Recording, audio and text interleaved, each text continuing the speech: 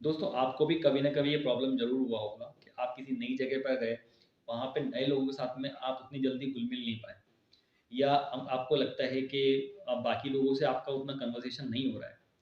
तो कैसे आप किसी भी नए एनवायरनमेंट में, नए लोगों के साथ में या फिर आप अपने आउट ऑफ स्टेट जाते हैं या कई बार हम लोग आउट ऑफ कंट्री भी चले जाते हैं, तो उस समय हमें कैसे डील करना होता है उन चीज़ों से और कैसे हम उस एनवायरनमेंट के अंदर अपने आप को लोगों के साथ में मेल-जोल बढ़ा सकते हैं और कैसे उस एनवायरनमेंट में हम लोग सेट हो सकते हैं। इस तरह का प्रॉब्लम बहुत ही कॉमन है और जब भी कोई व्यक्ति इस तरह के नए एनवायरनमेंट में जाता है, तो उसको ये प्रॉब्लम ज़रूर होती है। अब वहाँ पे ये चीज़ें कैसे हमको मैनेज करनी है, वो हम इस वीडियो में समझेंगे। बेसिकली इसके लिए मैंने बहुत ही मिनिमम पॉइंट्स रखे हैं, ताकि आप इसको बहुत ही अच्छे से समझ पाएँ और जो की पॉइंट्स हैं सिर्फ़ उन्हीं को लेने का कोशिश किया है। क्योंकि वैसे तो आप भी कई सारी जगह जा चुके होंगे, कई कई बार नए लोगों से मिल चुके होंगे क्योंकि स्कूल्स, कॉलेजेस और अगर आप जॉब कर रहे हैं, तो जॉब्स में आपने कई बार जॉब्स जो है स्विच किए होंगे। तो एक्चुअली ऐसा होता क्या है कि हम जब भी नई जगह जाते हैं तो लोगों से जुड़ नहीं पाते हैं और पुरानी जगह में तो हम इतने जुड़े हुए होते हैं कि हम एक सेंटेंस बोलते हैं और लोग समझ जाते हैं। लेकिन दूसरी जगह हम 10-10 सेंटेंस बोल रहे हैं, लेकिन लोगों के साथ में वो अटैचमेंट नहीं बन रहा है। तो ऐसा क्या हम कर सकते हैं? और ख़ासकर उन लोगों के साथ में ज़्यादा दिक्कत आती है, जो अपनी स्टडी के लिए कहीं बाहर जाते हैं। क्योंकि मैंने देखा है कि कई बार लोग अलग-अलग कॉम्पिटिटिव एग्ज़ाम की तैयारी के लिए दूसरी जगह जाते हैं। तो जब वो आउट ऑफ स्टेट जाते हैं अपनी एग्ज़ाम की प्रिपरेशन के लिए और वहाँ पे उनको कई बार साल भर तक रहना होता है, तो वो उसमें उतना एंगेज नहीं हो पाते हैं। क्योंकि वहाँ पे एंगेजमेंट थोड़ा-सा ज़रूरी है। एक्चुअली होता क्या है कि जब आप वहाँ पढ़ाई कर रहे हैं, तो ज़ाहिर-सी बात है आपको स्ट्रेस होगा क्योंकि आप एग्ज़ाम की प्रिपरेशन करने जा रहे हैं और आपके ऊपर काफ़ी ज़्यादा जो है प्रेशर भी होता है। उस प्रेशर को आप रिलीज़ कब कर पाएँगे? जब आप आस-पास के लोगों से बात करेंगे और आपके आस-पास में कुछ ऐसे लोग भी आपको मिल जाएँगे, जो उसी सेम एग्ज़ाम की प्रिपरेशन करने के लिए वहाँ पे आए हैं। लेकिन वहाँ पे ऐसा क्या हो जाता है कि हम उनसे बात नहीं कर पाते। इसलिए क्या हो रहा है कि लोगों में स्ट्रेस लेवल जो है काफ़ी बढ़ रहा है।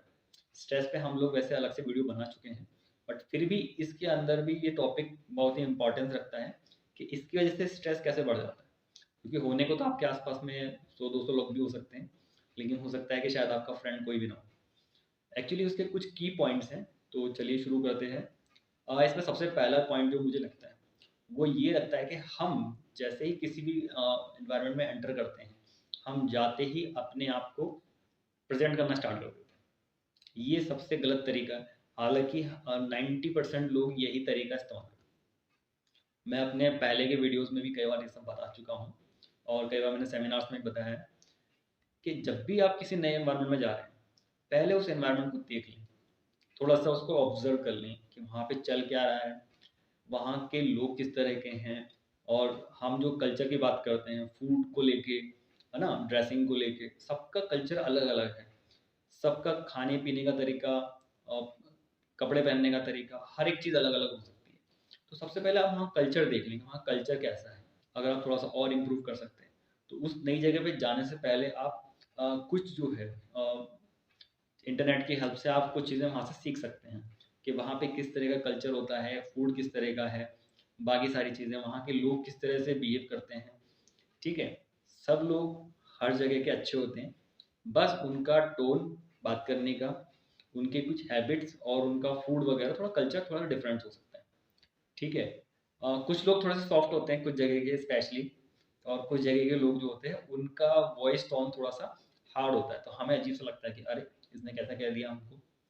तो वहाँ पे चीज़ें मिसमैच होना स्टार्ट हो जाती हैं और हम जो है अपने कंफर्ट ज़ोन से बाहर नहीं निकलना चाहते हैं और सामने वाला तो क्यों ही निकलेगा क्योंकि उसकी जगह है, ठीक है? उसका एरिया है, तो वो जैसे बात करता है वो वैसे ही बात करेगा। आपको अपने आप को थोड़ा-सा एडजस्ट करना पड़ेगा, है ना? तो उसके लिए आप क्या कर सकते हैं?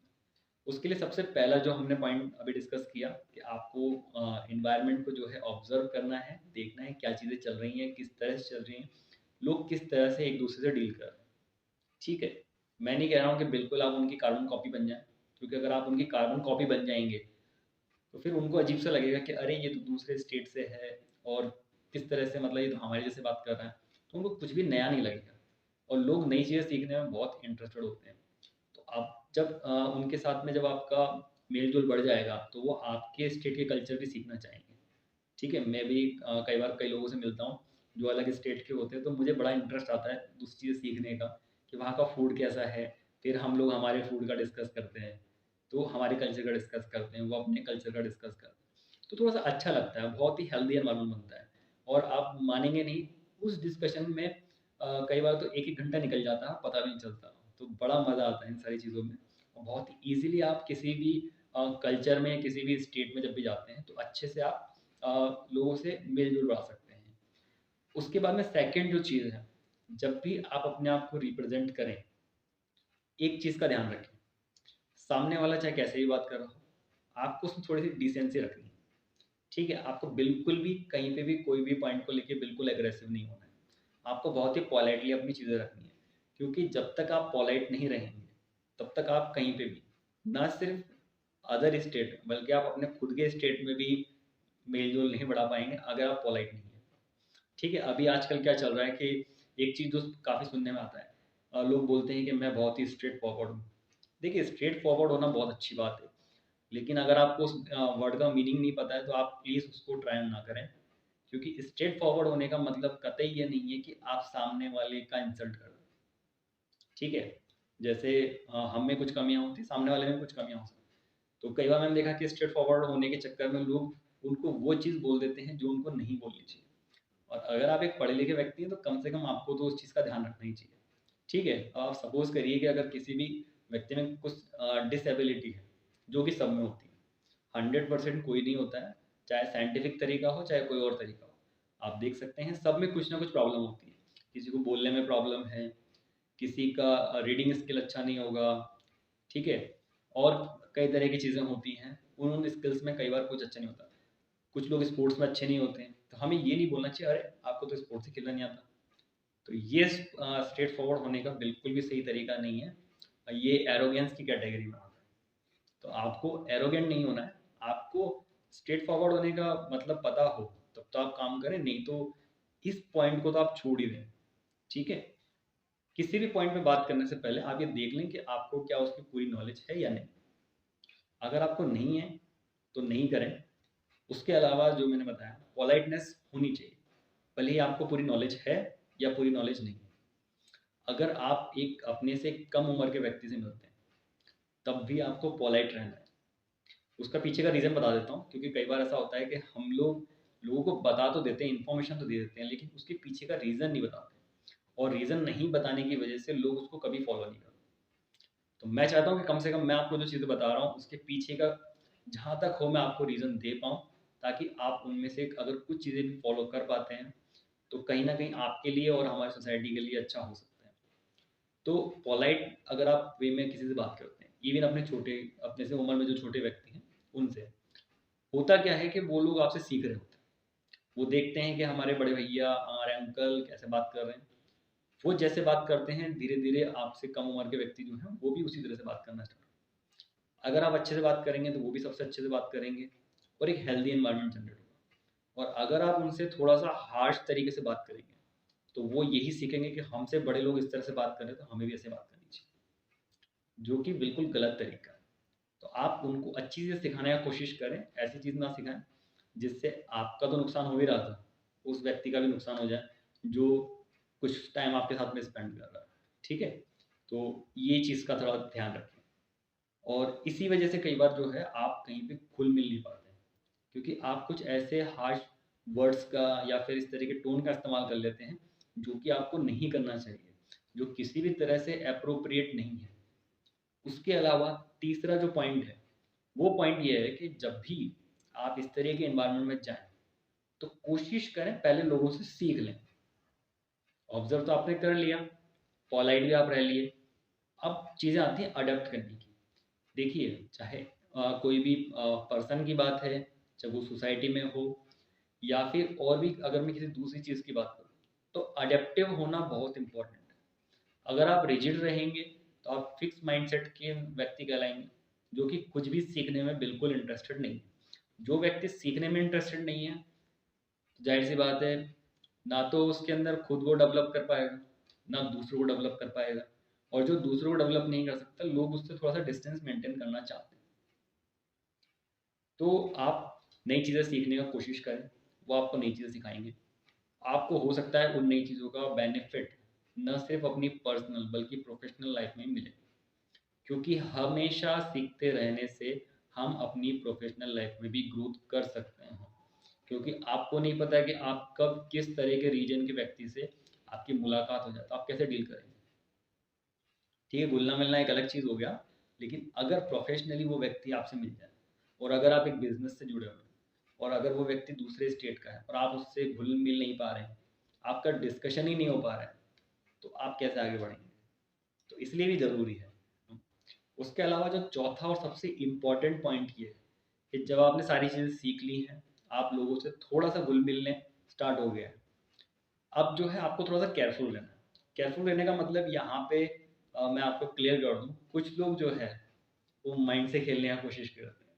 लेकिन देखिए माइंड से खेल के आप ज़्यादा दिन तक मतलब कुछ अचीव नहीं कर सकते, है ना? कुछ लोगों को लगता है कि हम माइंड से खेलेंगे, हम ऐसा कर लेंगे, हम वैसा कर लेंगे। गलत तरीका है और जब भी आप माइंड से खेलने की कोशिश करते हैं तो सामने वाला समझ जाता है और जैसे ही सामने वाला समझ जाएगा, वो भी फिर माइंड से खेलेगा और फिर कहीं न कहीं आप दोनों में डिस्टेंस आनी स्टार्ट हो जाती है। तो उस समय आपको क्या करना है? उस समय आपको जो है आपको जैसे आप चल रहे थे उसी हिसाब से आपको बात करनी, उसी हिसाब से सारी चीज़ें डील करनी और बिल्कुल नॉर्मल वे में करनी है। ठीक है? जैसे अगर आप नॉर्मल डिस्कशन हो रहा है, तो आप नॉर्मल डिस्कशन करें, वहाँ पे कोई भी दूसरा टॉपिक ना लेके आएँ। ये तो नॉर्मल कन्वर्सेशन के अंदर भी आपको ध्यान रखना होता है कि आप जब भी कहीं पे कोई बात कर रहे हैं, तो जो डिस्कशन का टॉपिक है उसी पर रहें। बाहर से कोई टॉपिक ना लेके आएँ। फिर क्या होता है कि हम लोग उस पे डिस्कस करना स्टार्ट करते हैं, फिर 5 मिनट बाद आप दूसरा टॉपिक ले आते हैं। ठीक है, अगर अलग तरह का कोई टॉपिक है तो बात एक अलग है, लेकिन जनरली ऐसा नहीं होना चाहिए कि आप बार-बार कुछ टॉपिक को चेंज करें। तो उससे क्या होगा आप कोई किसी कन्क्लूज़न पे नहीं पहुँच पाएँगे। अगर आप किसी कन्क्लूज़न पे नहीं पहुँच पाते हैं, तो जो भी कन्वर्सेशन हुआ है उसका कोई मीनिंगफुल आउटपुट नहीं निकलता है।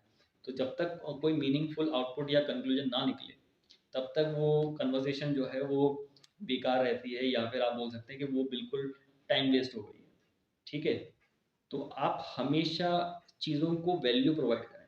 अगर आपने किसी डिस्कशन पे 30 टू 40 मिनट्स अगर लगा दिए हैं, तो आप एक मीनिंगफुल कंक्लूजन पे ज़रूर पहुँचे। उसके बाद आप देखेंगे कि लोग जो है आपसे ज़्यादा डिस्कस करना स्टार्ट करेंगे क्योंकि उनको लगेगा कि आप वाक़ई कुछ मीनिंगफुल कंक्लूजन पे पहुँचना चाहते हैं। कई बार नहीं भी पहुँच पाते, बात अलग है, लेकिन आप पहुँचना चाहते हैं, ये विलिंगनेस होना बहुत ज़रूरी है। तो ये 4 पॉइंट्स थे, जिसकी हेल्प से आप किसी भी एनवायरनमेंट में काफ़ी ईज़िली लोगों से घुल-मिल सकते हैं और नई चीज़ें सीख सकते हैं। नई चीज़ें सिखा भी सकते हैं, लेकिन मुझे लगता है कि हम सिखाने में थोड़ा-सा कमी रखते हैं, लेकिन सीख सकते हैं, ठीक है? सामने वाला कितना अडॉप्ट करेगा, नहीं करेगा पता नहीं, लेकिन अडॉप्ट हमको जितना करना है, हमें उस पे ज़्यादा ध्यान देना है। सामने वाले अडॉप्ट करना चाहता है, नहीं करना चाहता है, वो बिल्कुल उसकी मर्ज़ी है, लेकिन हम कितना अडॉप्ट करना चाहते हैं, वो बहुत इम्पोर्टेंट है। तो आई होप कि ये सारे जो हैं की पॉइंट्स का आप इस्तेमाल करेंगे और नए-नए लोगों से बात करेंगे। जितना ज़्यादा हो आप घूमें-फिरें और अलग-अलग तरह के अलग-अलग रीजन के लोगों से बात करें, उनके कल्चर को जानें, उनके फूड को जानें। इस तरह से आप अपनी लाइफ़ को एन्जॉय भी कर पाएँगे। स्ट्रेस काफ़ी कम होगा क्योंकि मेरा फ़ोकस रहता है कि लोग स्ट्रेस ना लें और अपनी लाइफ़ में ईज़ी तरीके से आगे बढ़ें।